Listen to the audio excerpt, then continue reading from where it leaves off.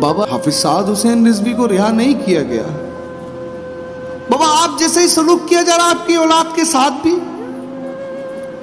बाबा इस उम्र में तो लोग अपनी यूनिवर्सिटी कॉलेजों में पढ़ते हैं, आपके लगते जिगर को जेल में कैद कर रखा है, ना जाने कैसा सलूक किया जा रहा होगा।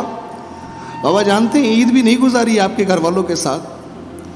बाबा ये क्या तमाशा किया जा रहा है एक आशिक रसूल के साथ, आखिर ये सजा क्यों? ऐसा क्या कर दिया?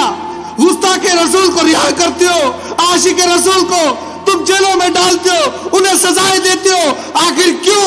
फिर झूठ मत बोलो कि ये रियासत मदीना है, तुम रियासत मदीना का दावा करने वालों झूठे हो, मुनाफिक हो।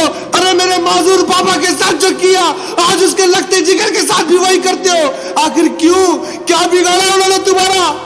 अरे अपने नबी की हुर्मत पर पहरा दे रहे यार, अपने रसूल की हुर्मत पर पहरा दे रहे। कोई इमरान खान के खिलाफ बोले तो एक कारकुन निकलता गालियां देना शुरू कर देता है, दूसरा जान की बाजी लगाने की बात करता है। फिर उस महबूब उस रहमतुल्लिल आलमीन के लिए ये जान एक तो क्या हजारों कुर्बान। मैं तमाम दोस्तों से कहना चाहता हूं इस हुकूमत को याद दिलाओ, तुमने मुआहिदा किया था, उल्टा तुमने खादिम हुसैन रिजवी के बेटे को उठाकर जेल में डाल दिया। क्यों? सिर्फ यहूद और नसारा को खुश करने के लिए। शर्म करो और उन्हें रिहा कर दो।